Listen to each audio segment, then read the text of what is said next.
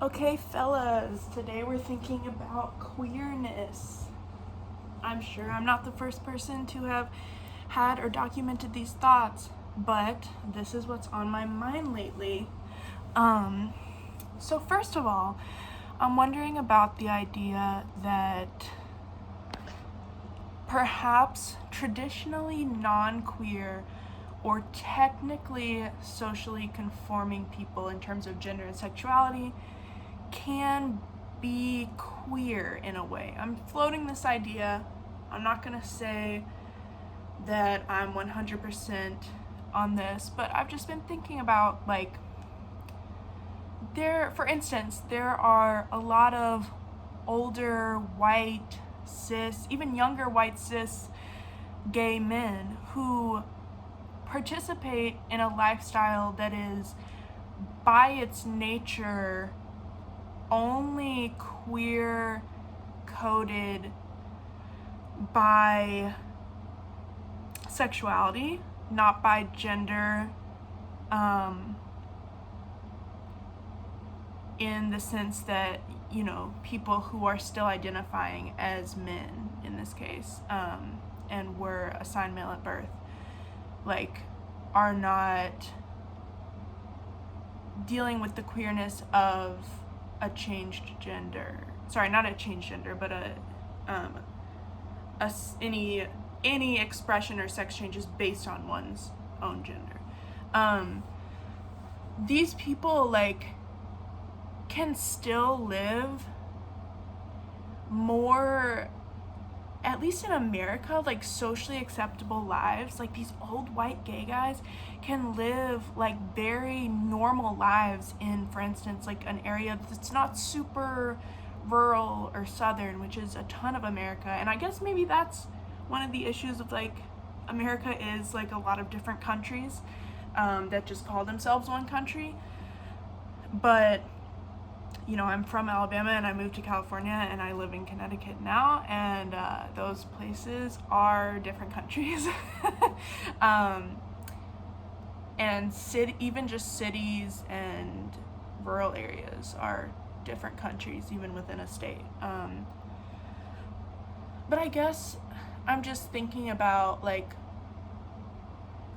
for instance, I know cis women of color and cis and straight, and I need to get better about just having that language on hand, because it's something that I've had to learn over the years. Like, obviously when I say women, what do I mean? And when I say things that come off to me as normal, or what I'm surrounded by normally or whatever, that's not actually normal. That's just my biases and shit. So, I never mean to exclude people.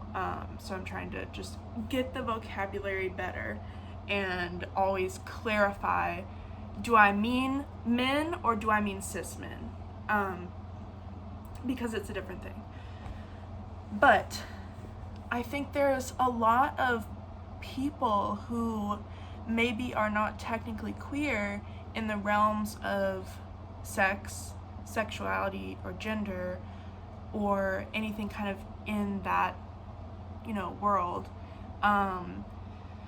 who still opt into very queer and socially, like, not adjacent, not like, my dad pointed out the other day that he pointed out because I was literally, like, calling him out for something, and I was like, why did you act like I needed to say in front of or something instead of adjacent? Like, don't those mean the same thing? And he was like, no, adjacent means next to. And I was like, okay. So glad that we had that realization in a safe family setting where I can now go and use it correctly in the real world, because that's embarrassing. But anyway, yeah, so I'm just wondering about, like, I guess different types of queerness. And I was also gonna mention, like, there's this element of queerness that is very different from any of the like social separations and social concepts that we've made up, like race and let's see, like religion and whatever, like,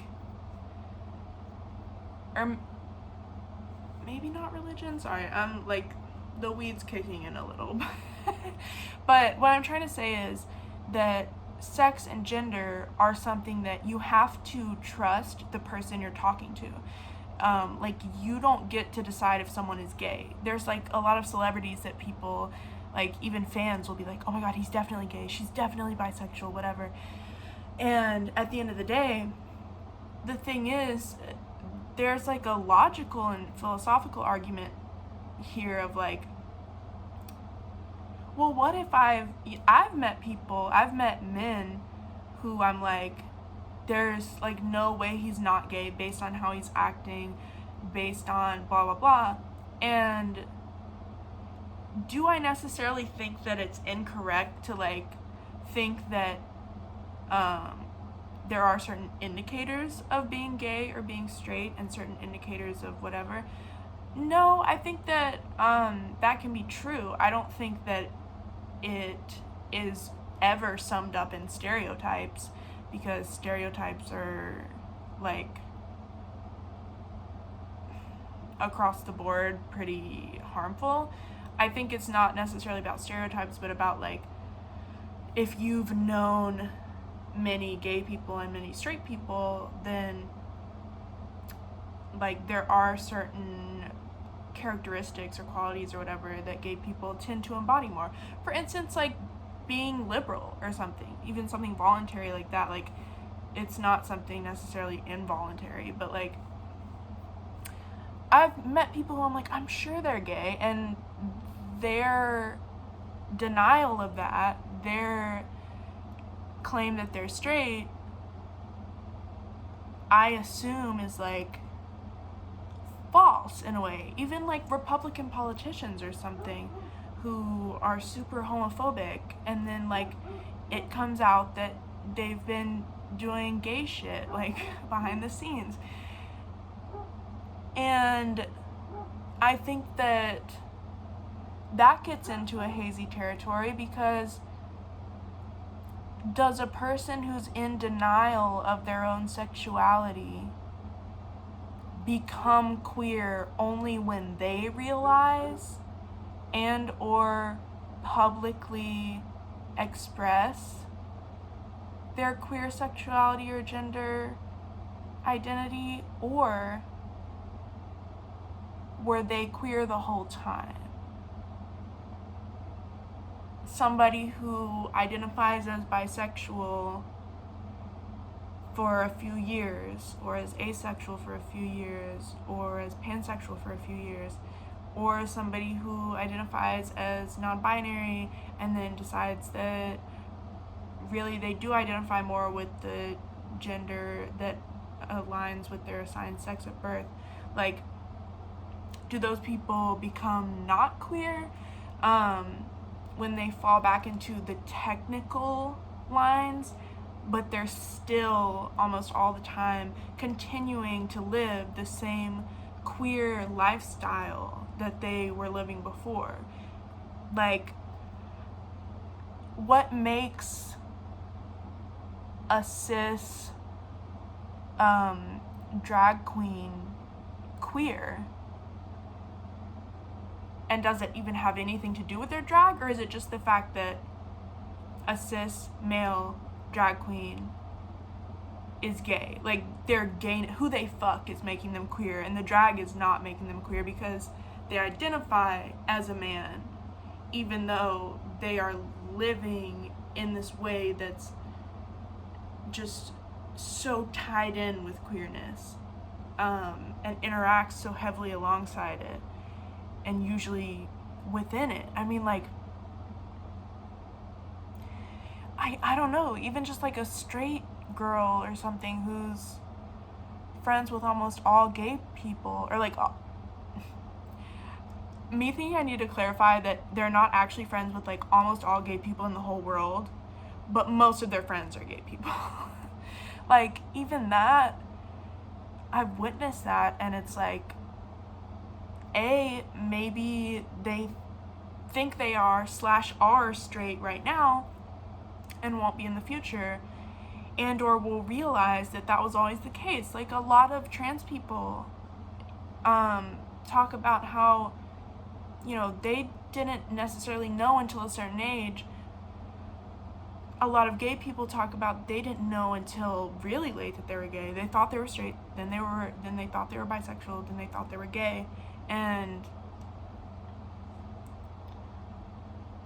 you know, like, what's the queerness of Brokeback Mountain Boys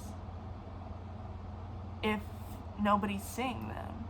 You know, I know that their employer did see them, but in the world where nobody saw them, their wives didn't know, and they're living these straight, non-queer lifestyles, like, I don't know, I just find it so interesting.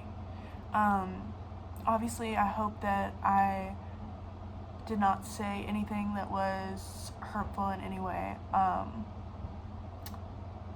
Also, I identify as bisexual, and I'm on the fence about my gender, so we'll see. I do use she, her pronouns and was born AFAB, so,